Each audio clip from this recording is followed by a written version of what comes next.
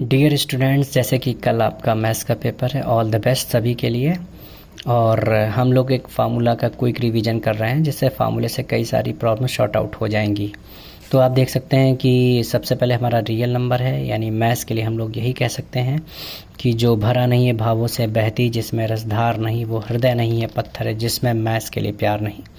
Real number में जैसे कि जो बेसिक मैंने बता रखा है, आप सभी लोगों को आता भी है, फिर भी इन सभी का इस्तेमाल कहीं न कहीं है, प्रोबेबिलिटी में है, रियल नंबर में है, और कहीं भी इस्तेमाल हो सकता है। Natural number, all counting number, positive number जैसे कि 1 2 3 4 and so on. Whole number 0 से स्टार्ट होते हैं, 1 2 3 4 एंड सो ऑन, 0 और all natural number.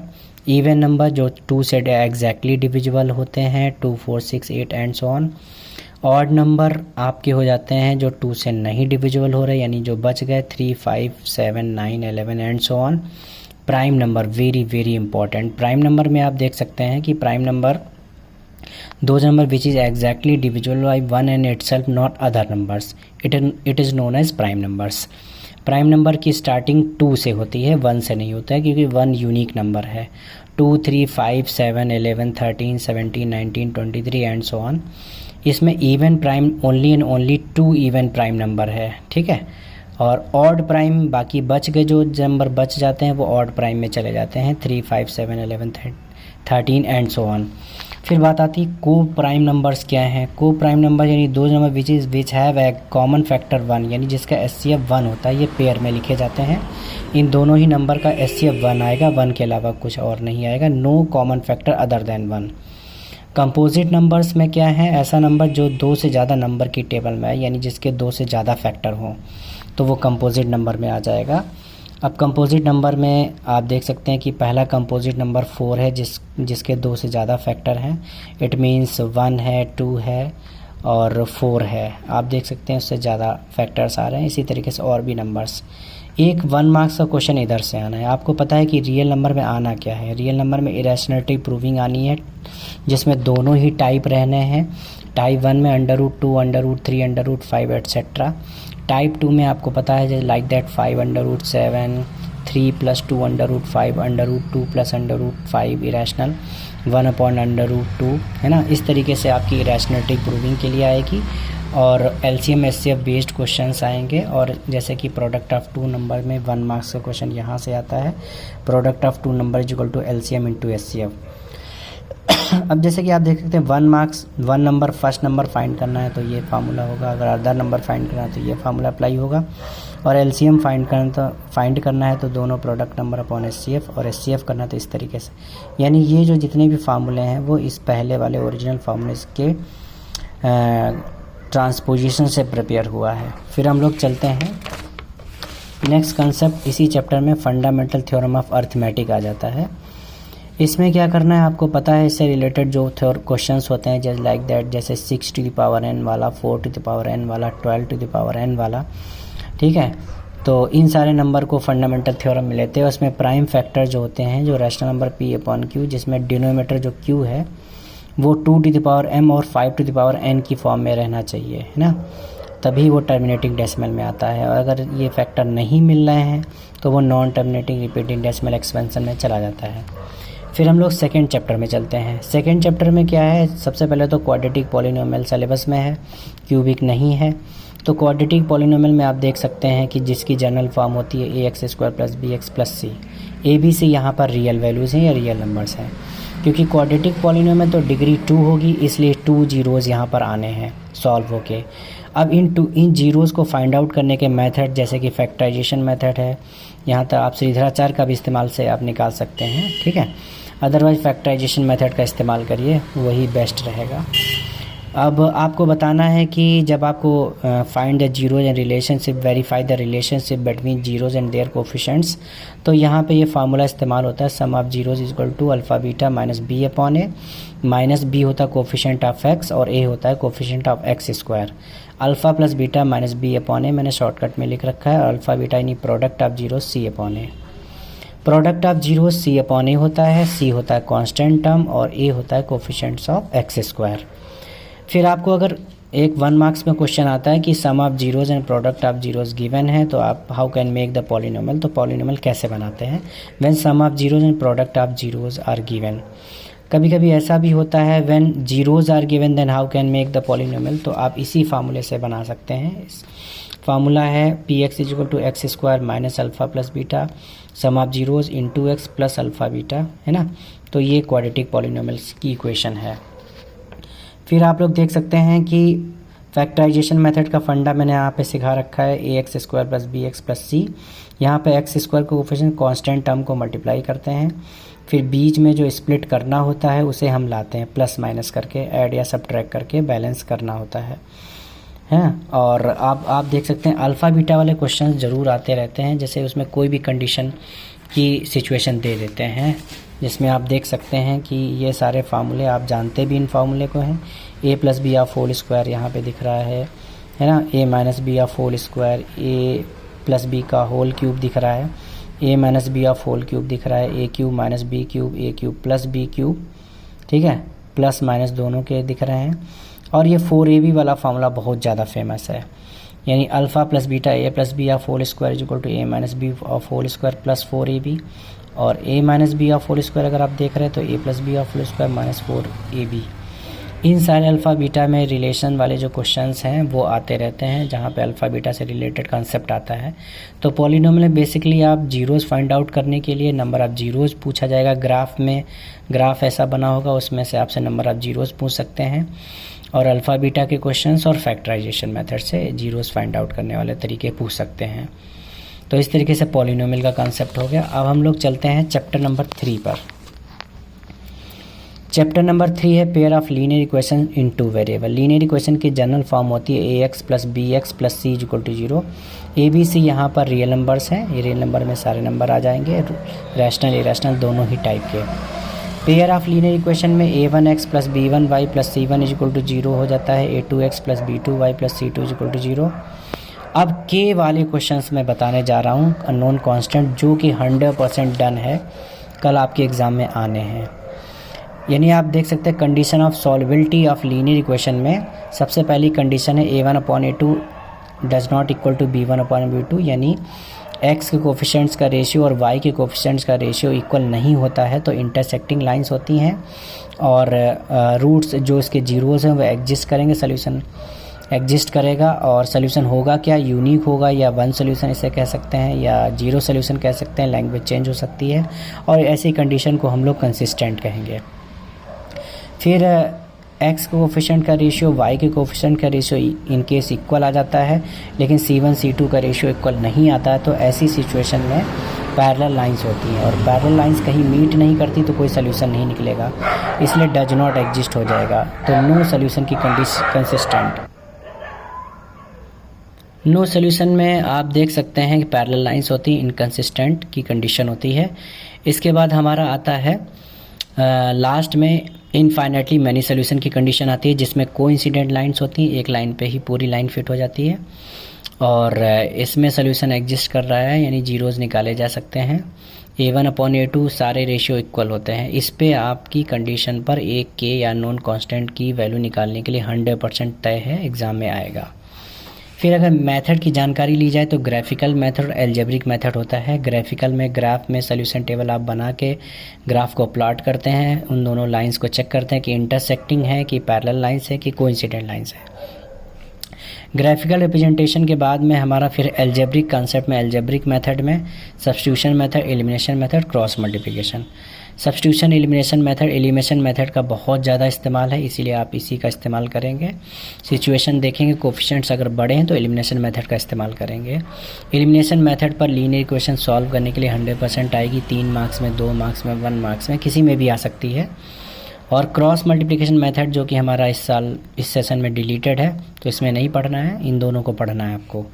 Homogeneous solution में अगर कंडीशन पे कोई के की वैल्यू आ जाती है तो होमोजीनियस होता है जीरो सोल्यूशन, यानी जिसे हम लोग यूनिक सोल्यूशन में काउंट करते हैं, और नॉन जीरो में a1/a2 b1/b2 की कंडीशन रहती है अगर क्वेश्चन आता है।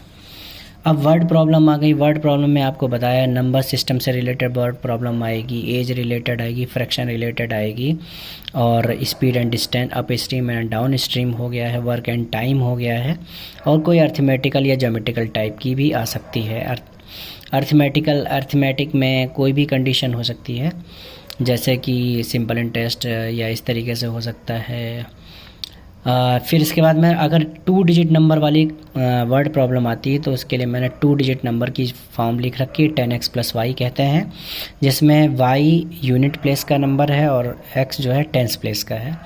अगर इसकी इंटरचेंज डिजिट यानी पलटने वाली है तो इनके डिजिट्स को चेंज कर दो, 10y + x कर सकते हैं।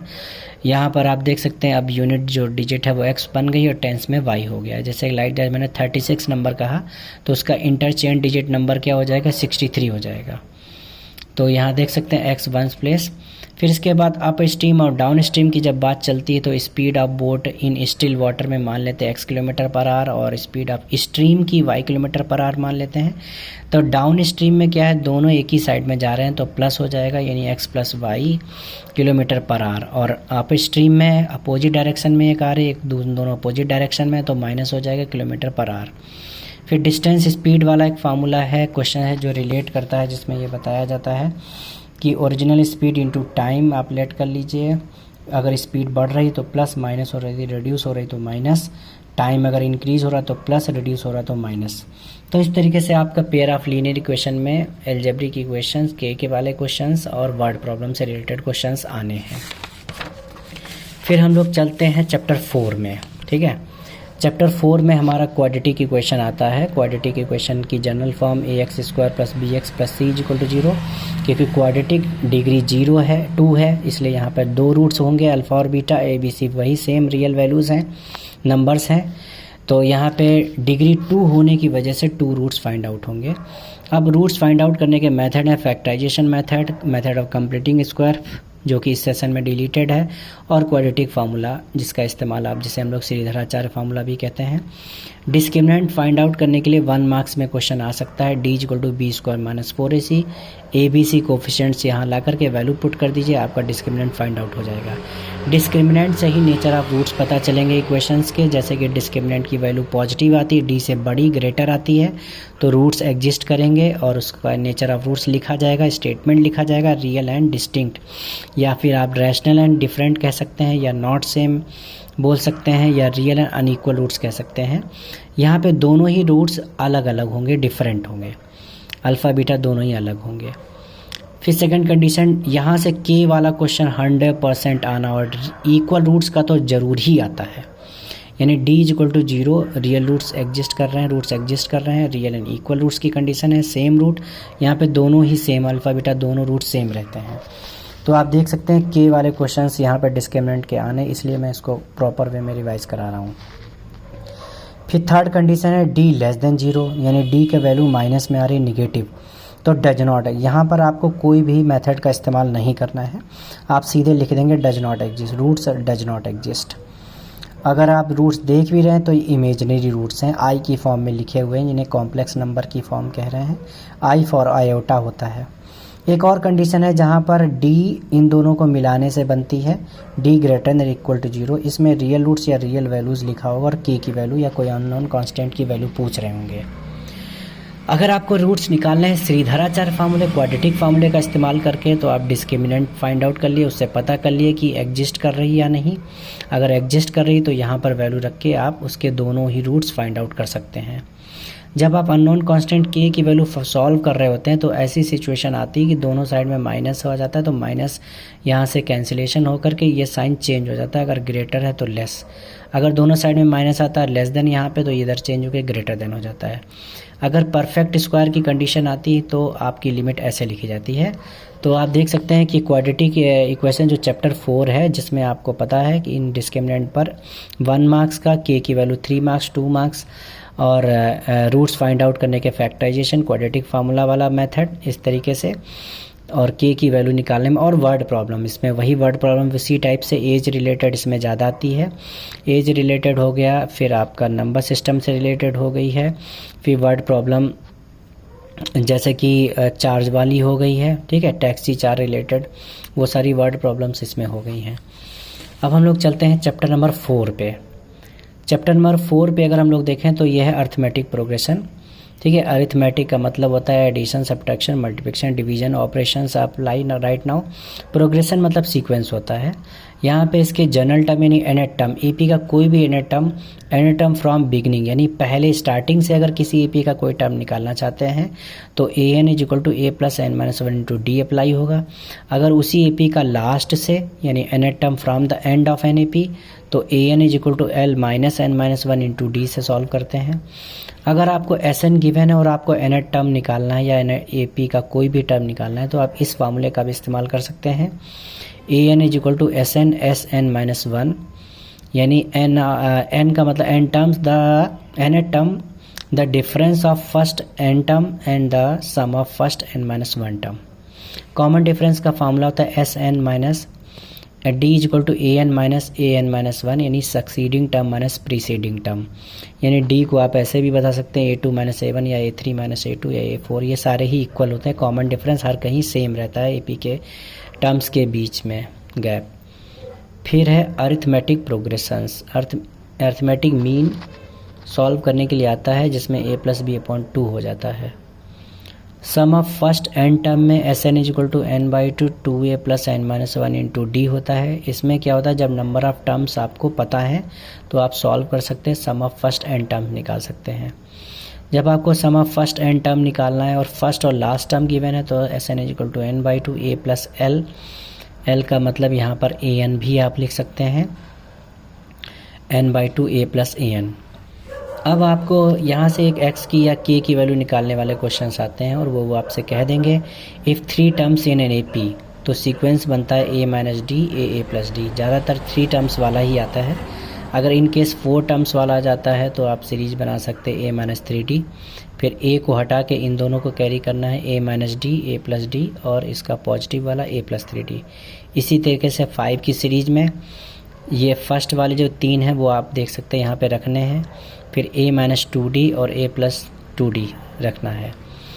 और अक्सर अब ज़्यादा ये क्वेश्चन एक और आने लगे हैं टेक्निकल, फर्स्ट निगेटिव टर्म वाला क्वेश्चन बहुत आने लगा है। फर्स्ट निगेटिव टर्म का मतलब जीरो से लेस देन, जीरो से माइनस वाले निगेटिव होते हैं, लेकिन इसके लिए आपको सबसे पहले n फाइंड करना पड़ेगा। तो a plus N minus one into D हो जाता है। a डी इसकी वैल्यू पुट करिए, यहाँ से n फाइंड होगा। n फाइंड होने के बाद आपको जस्ट अगला term n plus one carry करना पड़ेगा, क्योंकि उसकी जो अप्रॉक्स सिग्निफिकेंट फिगर जो भी उसका बनेगा लाइक दैट, जैसे आ रहा है कि 4.21 तो आप उसमें n प्लस वन के फिफ्थ टर्म a5 निकालना पड़ेगा। एक ये क्वेश्चन बोर्ड में लगातार आता रहा, रेगुलर आ रहा है मिडिल टर्म निकालने के लिए, किसी एपी का मिडिल टर्म। अब मिडिल टर्म में वही दो केस बन जाते हैं, एक ऑड बनता है एक even case. If number of terms n odd number है तो a n is equal to n तो आप फाइंड आउट कर चुके होंगे, a n plus A n is equal to A plus N minus one into d से n आ जाएगा। अब n की वैल्यू यहाँ रखिए, n बाई टू सॉल्व कर लीजिए तो आपको पता चलेगा वो कौन सा टर्म होगा ए एन का। इन केस अगर इवन नंबर आता है तो n बाई टू करना होगा और n by two plus one है। जैसे मान लीजिए 6 आ रहा तो ये 7, तो आपको a6 भी फाइंड करना पड़ेगा और a7, यानी दोनों ही इवन में दोनों ही टर्म आपको बताने पड़ेंगे, है ना। तो इस तरीके से आपने एपी में भी देखा कि इस एपी में जो लॉजिक है वो ऐसे अप्लाई हो रहा है। फिर हम लोग चलते हैं ट्रायंगल में। ट्रायंगल में आपको पता है कि सबसे पहले ट्रायंगल का बेसिक आप देख सकते हैं। ट्रायंगल में 3 वर्टिसेस, 3 एंगल्स, 3 मीडियंस, 3 अल्टीट्यूड यानी परपेंडिकुलर, नॉर्मल या vertical height, 1 centroid, 1 ortho centre, circum centre, ठीक है, इन सेंटर जिसे कहते हैं, 3 लाइन सेगमेंट्स, साइड्स होती हैं। इस तरीके से ट्रायंगल में बेसिक चीज़ें हैं। सिमिलर फिगर क्या होते हैं, same shape and unequal size. Similar polygon क्या है, जैसे ट्रायंगुलर शेप दिख रहे हैं लेकिन छोटी बड़ी है ना। सिमिलर पॉलीगन की का कंसेप्ट होता है कि अगर ये दोनों सिमिलर हैं तो इनकी करस्पॉन्डिंग साइड प्रोपोर्शनल हो जाएंगी, है ना।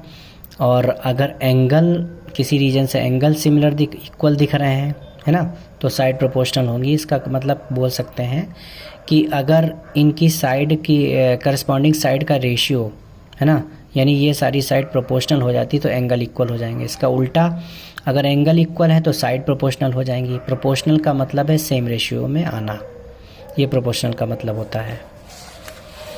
फिर और भी चीज़ें बताई जा रही हैं, जैसे कि इस छोटी बड़ी लाइन सिमिलर है, सर्किल सिमिलर हो रहे हैं, ये जो आपको क्वाड्रिलेटरल दिख रहा है ये सिमिलर हो गया, इक्विलेटरल ट्रायंगल सिमिलर हो जाएगा। अब आता था basic proportionality theorem, very very most important.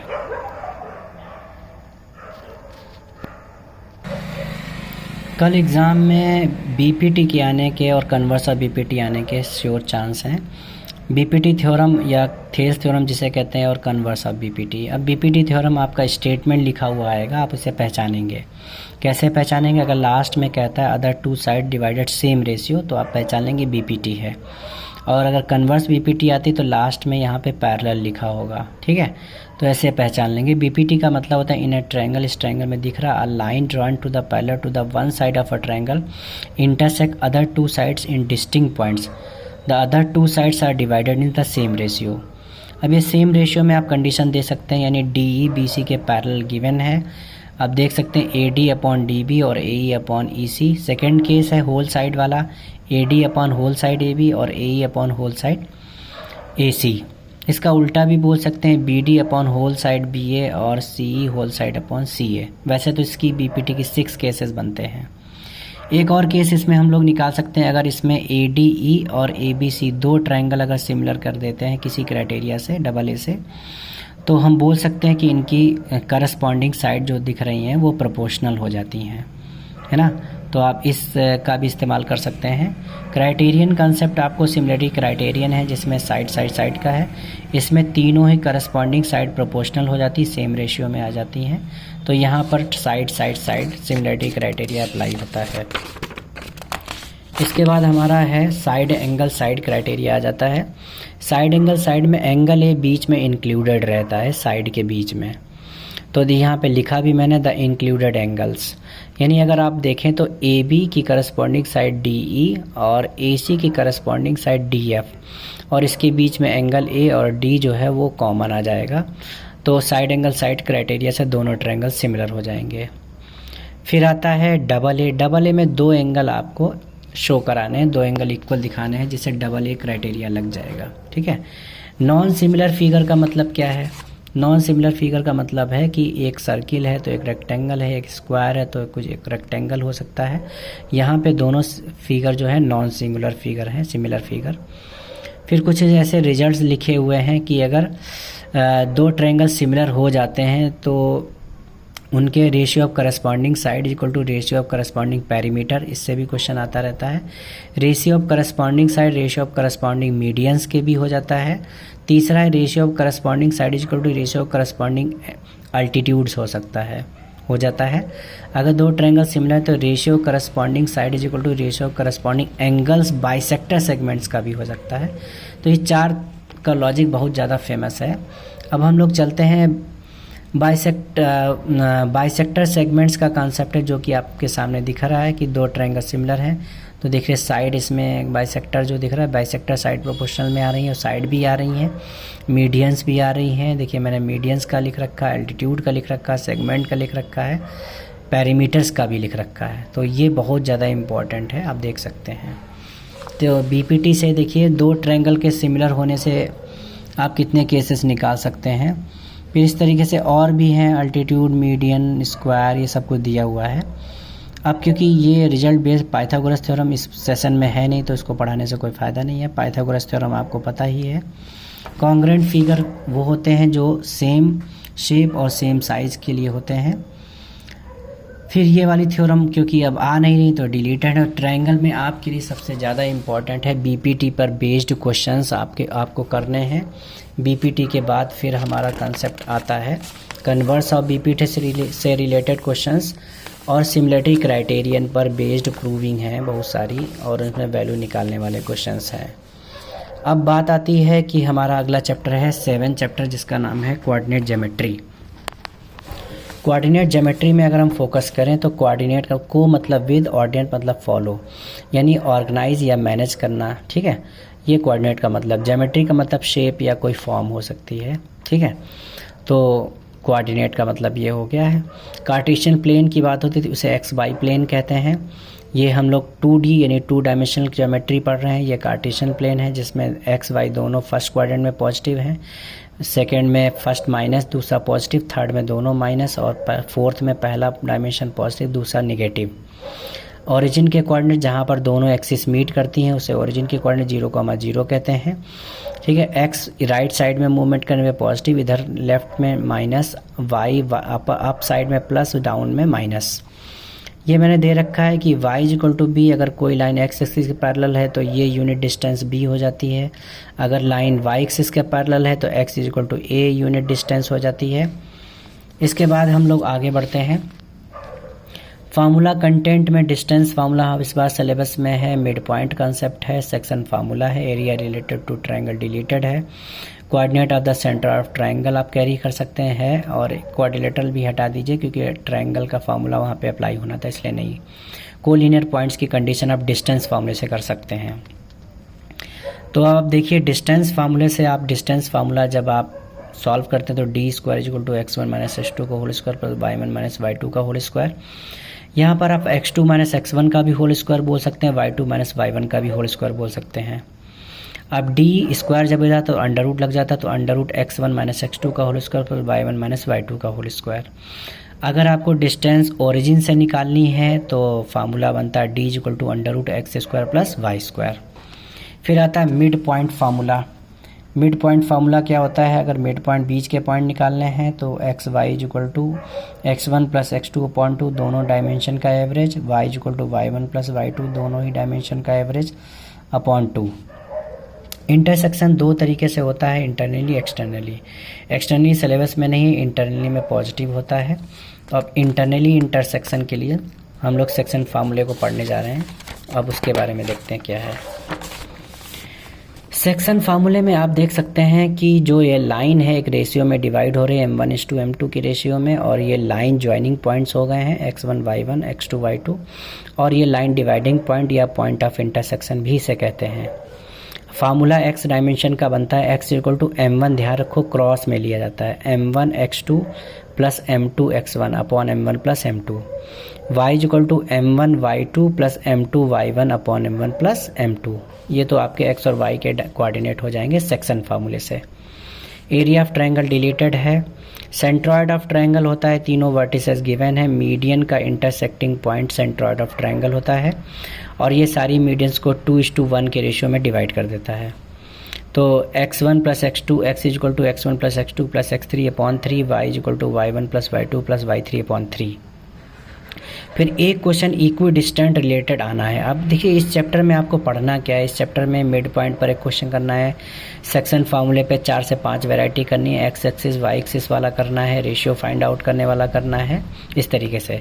फिर आता है equi distant relation. Equi distant relation x axis से अगर देखा जाए तो एक्स एक्सिस पे y 0 होता है तो x, 0 लिखा है। अगर y एक्सिस लिखा है तो 0, y, क्योंकि y एक्सिस पर x 0 हो जाता है। तो x और y एक्सिस पर इक्वी डिस्टेंट का एक 100% तय है, आपका क्वेश्चन आना है। फिर हम लोग आते हैं एरिया ऑफ क्वाड्रिलेटरल डिलीटेड है। कोलिनियर पॉइंट्स के लिए देख लीजिए, कोलिनियर एरिया ऑफ ट्रायंगल देख रहे हैं, इसको 0 कर दो तो यही ज़्यादा बेस्ट है। डिस्टेंस फार्मूला उतना अच्छा नहीं है जितना आप इसको इस्तेमाल कर लें। अगर सारे वर्टिसेस दिए हुए रख लीजिए यहाँ पर, x1 y2 minus y3 plus x2 y3 minus y1 plus x3 y1 minus y2 equal to 0। अगर रखने पे पॉइंट 0 हो जाता है तो वो कोलिनियर पॉइंट्स हैं, अगर 0 नहीं आता है तो नॉन कोलिनियर पॉइंट्स हो जाएंगे। डिस्टेंस फार्मूले से हम लोग बोल सकते हैं कि ए बी में डिस्टेंस का फार्मूला लगा लीजिए, बी सी में डिस्टेंस का फार्मूला लगा लीजिए, फिर ए सी में डिस्टेंस।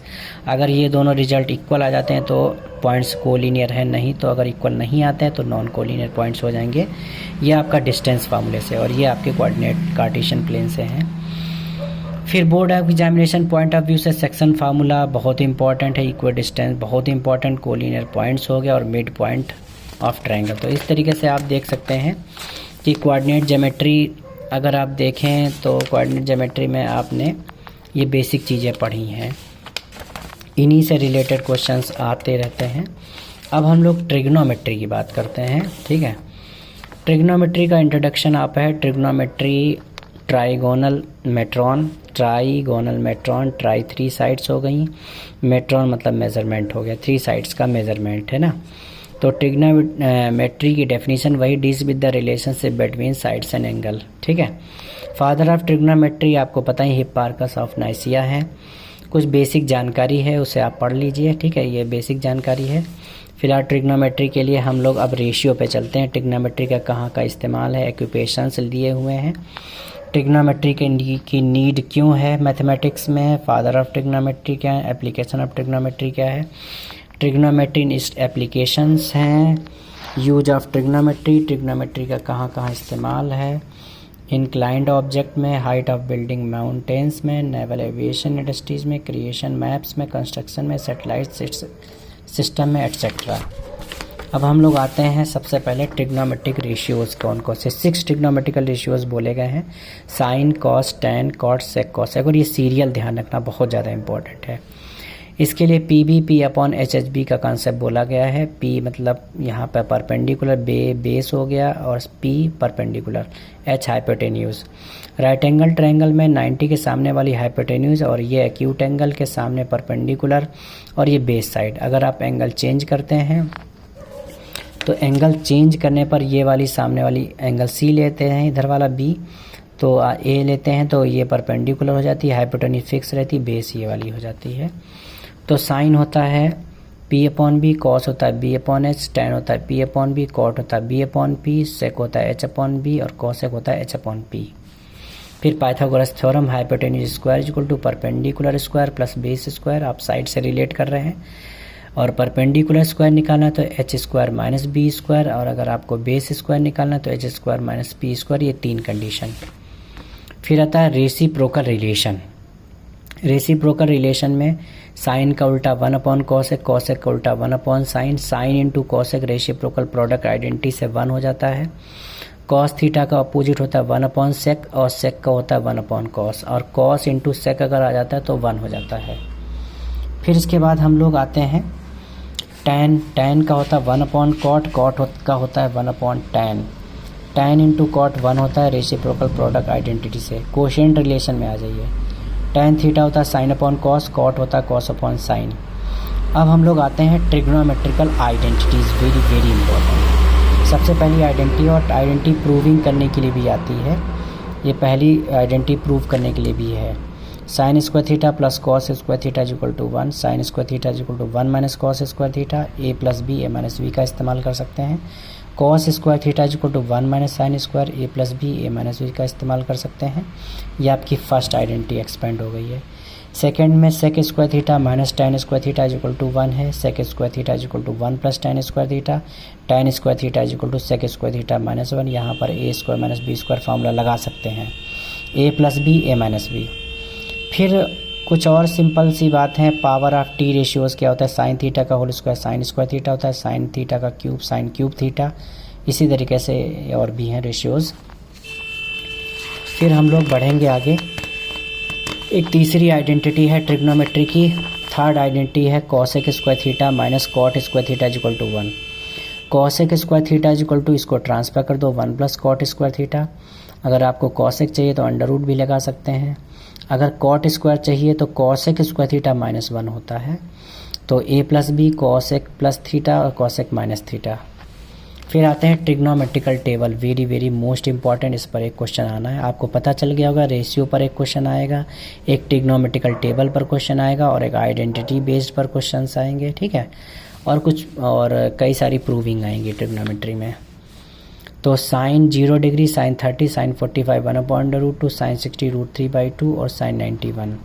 आप ऐसे इस्तेमाल कर सकते हैं, या इसकी एक और लॉजिक है, ऐसे भी लिख सकते हैं कि साइन 0 1 2 3 4 तक लिख लीजिए, फिर सभी को 4 पे फिनिश हुआ 4 से डिवाइड कर दीजिए ऐसे। अब इसमें अंडर रूट लगा सकते हैं इस तरीके से। अब इसको सॉल्व करेंगे तो रिजल्ट आ जाए 0/4 यानी 0 आ जाएगा, 1/√4 का मतलब 1/2 आ जाएगा, और 2/4 को सॉल्व करने पर आएगा 1/√2। √3/4 को सॉल्व करने पर √3/2 आ जाएगा, और 4 √4/4 को सॉल्व करने पर 1 आएगा। यानी sine 0 0, sine 30 1/2, sine 45 1/√3, sine 60 √3/2, sine 90 1। अब कॉस इसका उल्टा कर सकते हैं, यहाँ से लिख सकते हैं कॉस 0 साइन 90 के इक्वल, कॉस 30 साइन 60 के इक्वल, 45 इक्वल, कॉस 60 साइन 30 के इक्वल, कॉस 90 साइन 0 के इक्वल। फिर tan की बारी आती है। tan का होता है साइन अपॉन कॉस। इन सारी वैल्यूज़ को डिवाइड कर दो, tan की वैल्यू आ जाएगी। tan 0 0 होता है, tan 30 1/√3, tan 45 1 होता है, tan 60 √3 और tan 90 not defined. cot 0 tan 90 के इक्वल, cot 30 tan 60 के इक्वल, 45 इक्वल, और cot 60 tan 30 के इक्वल, cot 90 tan 0 के इक्वल। सेक की वैल्यू जो कॉस की वैल्यू उसको उल्टा कर दिए, रेसिप्रोकल कर दिए। 1 को उल्टा करेंगे 1 आएगा, इसको उल्टा करेंगे 2/√3 आएगा, और 1/√2 को उल्टा करेंगे √2 हो जाएगा, इसको उल्टा करेंगे 2/1 यानी 2, और इधर 1/0 नॉट डिफाइंड हो जाएगा। कॉसेक 0 सेक 90 के इक्वल, कॉसेक 30 सेक 60 के इक्वल, कॉसेक 45 सेक 45 के इक्वल, कॉसेक 60 सेक 30 के इक्वल, कॉसेक 90 सेक 0 के equal.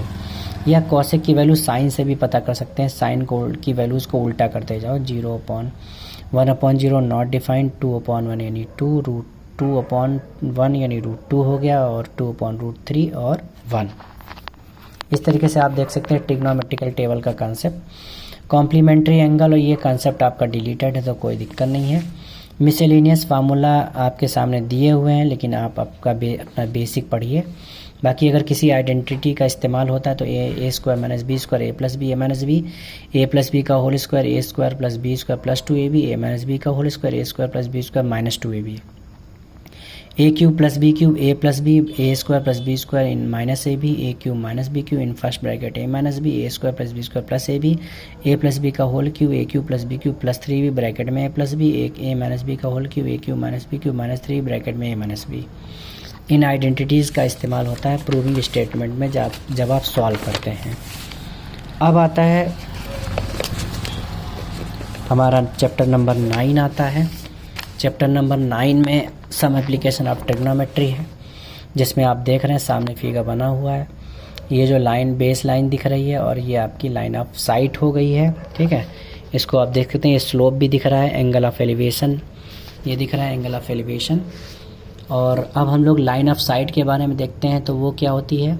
When an observer looks from a point, किसी पॉइंट से देखता है एट एन ऑब्जेक्ट P, है ना, then the line OP is called the line of sight. Angle of elevation यानी नीचे से ऊपर दिखा जाना, एलिवेशन यानी increases in the level of something और the height of above the ground और सरफेस। एंगल ऑफ डिप्रेशन ही ऊपर से नीचे देखा जाने वाला है, जिसे हम लोग एंगल ऑफ डिप्रेशन कहेंगे। Angle in which the lines of side makes with the horizontal line through O और द एंगल ऑफ डिप्रेशन, जैसे यहाँ पे दिख रहा है एंगल ऑफ डिप्रेशन। डिप्रेशन का मतलब the terms angle of depression denoted the angle from the horizontal down to the an object. अब इसमें भी ट्रिग्नोमेट्री का वही इस्तेमाल कर सकते हैं, साइन का P/H। इसमें ज़्यादा tan इस्तेमाल होता है 80%, कहीं पे साइन कहीं पे cos. Sine P/H, cos B/H, tan P/B, cot B/P, sec H/B, cosec H/P। Trigonometrical table अभी मैं आपको समझा ही चुका हूँ। अब इसमें ट्रिग्नोमेट्रिकल रेशियो, इसमें क्या होता है, 2 साइड से काम चलता है, जिसे हम लोग ट्रिग्नोमेट्रिकल रेशियो कहते हैं। इसमें unknown side upon known side या नोन अपॉन अननोन से भी रेशियो बना सकते हैं। अब इसमें आता है चैप्टर 9 में कि हम फिगर इमेजिनेशन अपना कैसे अच्छा करें, कि हम कैसे समझें कि कौन सा फिगर कैसे बनना है। उसके लिए फिगर इमेजिनेशन मैंने आपको बता रखा है। ये 1 मार्क्स का क्वेश्चन इस टाइप से आते हैं। यहाँ पे हाइट निकाल सकते हैं बिल्डिंग टावर किसी की भी, या बेस पूछ सकते हैं, एंगल भी पूछ सकते हैं। इन तीनों में से कोई भी केस बन सकता है। टाइप सेकंड में हाइपोटेन्यूज और परपेंडिकुलर दिया है, टाइप थर्ड में, और इसमें एच और बेस का रिलेशन दिया है, यानी इनमें तीनों में से ऐसी कंडीशन बन सकती है। टाइप थर्ड में ब्रोकन ट्री का कंसेप्ट है, जिसमें एक ट्री है जो यहाँ से ब्रेक हो जाता है और वो यहाँ पे ग्राउंड लेवल पे इंक्लाइंड हो जाता है, तो यहाँ पे एंगल और अननोन साइड या पूरे ट्री की हाइट पूछेगा या लेंथ पूछेगा। टाइप 4 में 2 एंगल ट्रायंगल वाला कंसेप्ट है, बिल्डिंग के पास जाने पर एंगल इंक्रीज़ करता है, बिल्डिंग के दूर जाने पर एंगल डिक्रीज़ करता है। यहाँ पर जो थीटा है वो फाई से बड़ा होगा। तो आप देख सकते हैं ये कंडीशंस फिगर इमेजिनेशन में है। यहाँ से आप कोई भी डिस्टेंस आपसे पूछ सकता है या हाइट पूछ सकता है, कुछ भी। टाइप 5 में आप देखते हैं दो ही ट्रायंगल हैं, लेकिन at instant at a point, किसी एक ही जगह पर आप बिल्डिंग के टॉप को देखते हैं या बॉटम को देखते हैं, या बिल्डिंग पे कोई चीज़ रखी हुई है, फ्लैग स्टेप या कुछ भी, वाटर टैंक, तो उसको टॉप को देखते हैं तो यहाँ पर एंगल चेंज होता है। बट यहाँ पे दो ट्रायंगल का कॉन्सेप्ट है। 6 वाले केस में आप देख सकते हैं, 6 वाले केस में रोड के आइदर साइड में दो पिलर हैं इक्वल हाइट के। तो वहाँ पर आप देख सकते हैं कि इधर से देखने पर टॉप को 60 डिग्री, क्योंकि ये बिल्डिंग के पोल के पास में है इसलिए बड़ा एंगल होगा, ये पोल से दूर है तो छोटा एंगल। अब आपसे बीच में ये वाले डिस्टेंस पूछ सकते हैं या दोनों पिलर की हाइट पूछ सकते हैं, है ना। और इनके बीच में जो लेंथ है, जिस पॉइंट पे कैंडिडेट है रोड पर, वो पहले पिलर से डिस्टेंस और दूसरे पिलर से डिस्टेंस पूछ सकते हैं। फिर है टाइप 7, इसमें टाइप सेकेंड में भी दो ट्रायंगल का ही कंसेप्ट है कि ये है आपका कोई हाइट या बिल्डिंग टावर कुछ भी है, ठीक है। यहाँ पर एंगल ऑफ डिप्रेशन का कंसेप्ट है। ये जो कैंडिडेट है वो टॉप पर है और वो आते हुए किसी पॉइंट को सी को देखता है तो एंगल ऑफ डिप्रेशन 30, और जब बिल्डिंग के पास आता है वो ऑब्जेक्ट तो एंगल चेंज हो जाता है 45। ऐसे में आपसे कुछ भी पूछ सकता है कि उसने कितनी डिस्टेंस ट्रेवल की या हाइट पूछ सकता है, कुछ भी पूछ सकता है।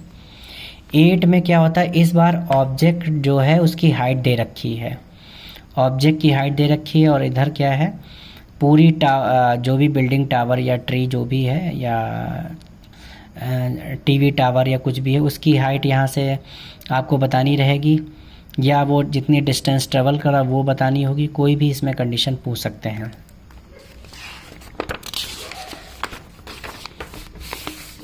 अब हमारा टाइप नेक्स्ट है फ्लाइंग ऑब्जेक्ट को लेके।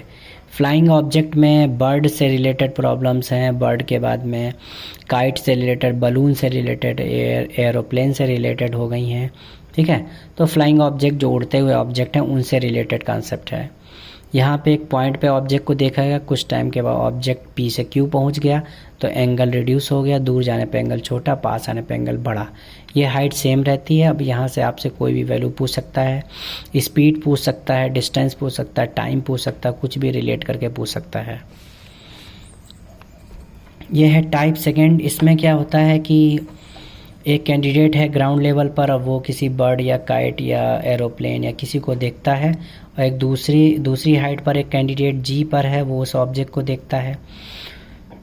तो ऐसी सिचुएशन में पूछा जाता है कि जो अदर कैंडिडेट है वो इसको यहाँ से उसकी डिस्टेंस क्या होगी, ये पूछ सकता है, ऐसे रिलेट कर सकते हैं। इसके बाद में एनसीईआरटी के 16 क्वेश्चंस के टाइप के फिगर इमेजिनेशन मैंने बना रखे हैं। पहला टाइप है क्लाइंबिंग ऑब्जेक्ट का, दूसरा वाला आपका ये जो है जिसमें 2√3 ये कंडीशन दे रखी 60 डिग्री वाला केस सेकंड है। फिर क्वेश्चन नंबर 4 में ये डिस्टेंस दे रखी है, आपको हाइट बतानी टावर की। 5th में टावर की हाइट गिवन है और बेस की पॉइंट निकाल सकते हैं। 6 में कंसेप्ट है कि ऑब्जेक्ट की हाइट दे रखी, वो किसी ऑब्जेक्ट के टॉप लेवल पर देखता है तो यहाँ पे ये डिस्टेंस क्या होगी। ऐसे ही सारे डिफरेंट हैं, डिफरेंट टाइप के फिगर इमेजिनेशन है। 7 में पेडेस्टल दिया हुआ है इस तरीके से 45 एंगल चेंज, फिर आपको इसके ऊपर के स्टैचू की हाइट बताई जा सकती है। इधर टावर से देखने पर उसके बॉटम का एंगल ऑफ डिप्रेशन और इधर एंगल ऑफ डिप्रेशन 60 और 45। एक बिल्डिंग है, टावर की हाइट निकालनी है, ऐसे समथिंग दिया हुआ है। ये रोड के आइदर साइड वाला कंसेप्ट भी दोनों ट्रायंगल का है। यहाँ पे कैंडिडेट की हाइट दे रखी है और किसी ऑब्जेक्ट पे दे रखा है, कैंडिडेट यहाँ से देखता है, टावर के बॉटम को फुट को देखता है, फिर टॉप को देखता है, तो 45-60 डिग्री के कंसेप्ट से रिलेटेड है। ये एंगल ऑफ डिप्रेशन का कंसेप्ट है।